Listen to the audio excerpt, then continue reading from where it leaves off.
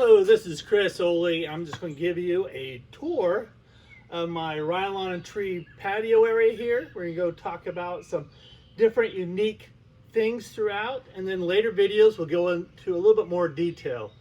So come with me and we'll go ahead and show you a few.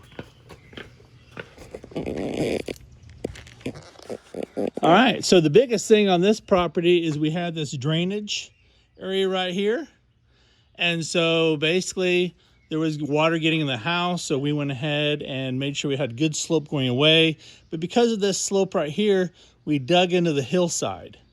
And to make sure we take care of the water situation, we built this raised bed right here, this retaining wall, and there's a French drain behind it, so that way it takes water around this way and back down the side, and the same way on the other side. And so this is our only step opening, and what we did here, there's actually gravel, and then there's the drainage material underneath it. So then water comes down, it goes into the gravel, into the drainage system, and then exits. So it keeps it away. And then down here we have drains put in strategic spots here in the corner and on the far end over here. And again, there's a PVC drainage system underneath there that takes that water and then takes it out and hooks into an existing drainage system that takes it down the hill. So that's a very important part. But you know, instead of just having a regular wall, you know, we're using these nice caps, and they are also mortared. So there's mortar joints on there that gives it another beautification on that. And then we also have this custom made countertop right here, this deck top. And so that's just another surface. So when you're having outdoor events, and with that also we have a outlet, so it's all about utility purposes. And so now we can, you know, if we put anything out here or want to watch TV or something, we can use this for a multi-use surface. And the other cool thing about this is, you don't know it, but this is actually even a storage shed. And when I say storage shed, it's actually for a robot mower. And so this robot mower is designed to go ahead then and maintain this lawn back here. And again, this was a custom made top, 52-inch square with a rock edge, and the color matches these capping stones here.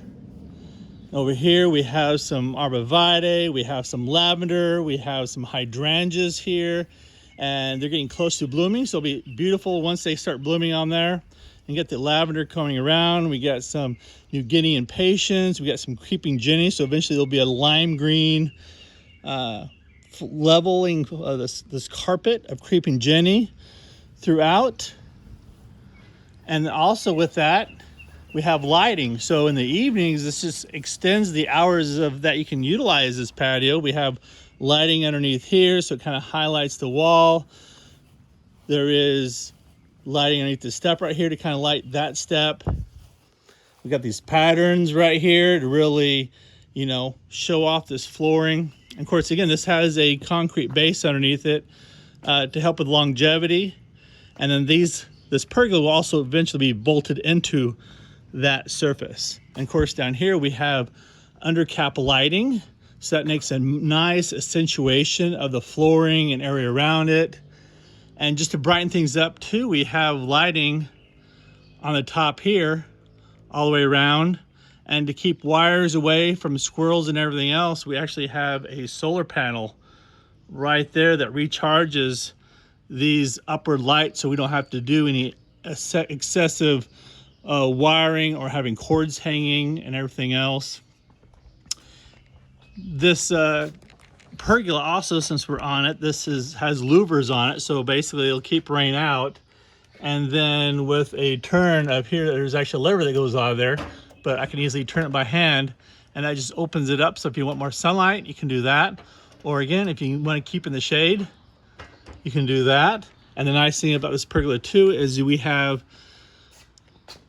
a solid curtain, like a rain curtain, so if the kids want to camp out, they can do that. There's a second curtain behind it, and this is a bug curtain. And so that way, if you got a lot of insect problems, you can kind of keep the bugs off of that. And then moving around, we have like these 3 pillars. And the cool thing that I have on these pillars right here is I have basically a little mini pond. So these are called rice fish. They come in about 450 different colors. And for children, this is a great way to have a really hardy fish. The cool thing about this is I don't do any extra air circulation or anything else. I just feed them twice a day with regular goldfish flakes. And the plant material, this is actually creeping Jenny, the same creeping Jenny I had in the raised planters. But this creeping Jenny here, again, it's got its roots going into the water, and so same with these plants, so that helps take away the nitrates and everything to keep the water clean and help the fish. And again, with the rice fish, like I said, there's 450 colors. This fish is so hardy, they even had them on the space shuttle. This was the first vertebrate to reproduce in outer space.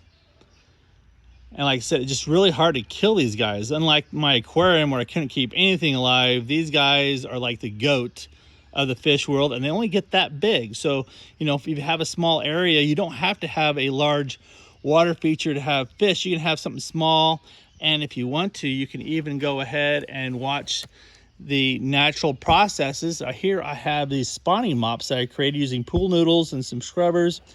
And if I look on here, let me see if I can see some. You can see some of those little white dots on there. Let's see, it's like one right there. So, you know, they basically are putting their eggs on these, and then you can remove them and put them in another container, because otherwise, since they're, you know, otherwise the parents will basically eat the babies. So that's one reason why you want to, you know, if you want to have, you know, fry for next year, because these only last, you know, 2 or 3 years. You know, they have a short lifespan. So having those in there and then putting those eggs in another container, you can kind of, you know, keep on replenishing the population. Again, I got 3 of these. These are my white ones. And over here, I have my gray ones. So blues and grays. And again, it's just a very fun thing to have outside for the kids to get interested in. And over here, I have more of my orange ones. Like I said, 450 different colors. So it's a really cool fish to add another aspect to your outdoor garden. And I have my pathway here. And again, I have another raised bed right here. This acts as a screen. So eventually this will be about, you know, 3 to 4 foot tall, and I like make a nice accent wall right there. And then, you know, I have some annuals to kind of fill in the lower portion of it. Again, just kind of add an accent background to things. These are pillar Rose of Sharon, so they're more columnar, so they'll stay tight. I didn't want stuff that would be constantly pruned. So again, this is using plant material that's going to stay in the spaces. And there's another couple pillars right here. And then I have a hosta garden right here. And then up above, you can see that corner, that's actually Rose of Sharon, but that's the shrub form. And like I said, if I got that variety, these would just be overwhelmed, this entire space. But we want to keep it tight and, you know, keep it easy to use this as a pathway or on the side. Another cool thing I love is, of course, this is flagstone to help with that drainage and the gravel with it. But we have stone edging right here. This is really popular with our customers, is using the stone edging, and that makes a nice edge instead of just metal edging where you have, you know, that metal gets rust, gets dented and everything else. This is more versatile, and so if I ever want to change the bed, I can, you know, I can change the bed by pulling these guys out and reburying them and getting maybe some more stone. But again, that makes a nice soft accent line around here for my customers. And I really love the look at it. I mean, it's one of my most popular things I like selling. And again, you know, you can see the difference what this makes. So if you have a patio that on a slope, this is a great solution for that. And again, if you want more, you know, modernization and more free time, I mean, having the robot mowers has been a great time saver. I actually have had mowers for the past 7 years. So it's been a great experience. And of course, now this is a wired version. They have wireless ones now too, that if you wanted to have it, depending upon your, if you get on too much tree cover, you're going to have to go with a wired version. But if you have more open the sky and you're able to get more satellite view for making the machine work, then we do have options at Ryan for that. That's something to take in consideration. But like I said, this whole pergola area too, that just creates a whole nother outdoor room without just having it completely open. That gives another shaded area.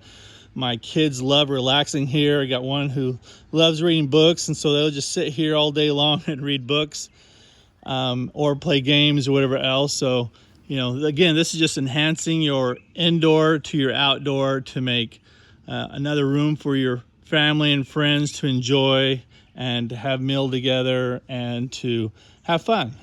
So again, this is a kind of the end of this one. I'll go in more details in future episodes, but everybody have a great day and please subscribe.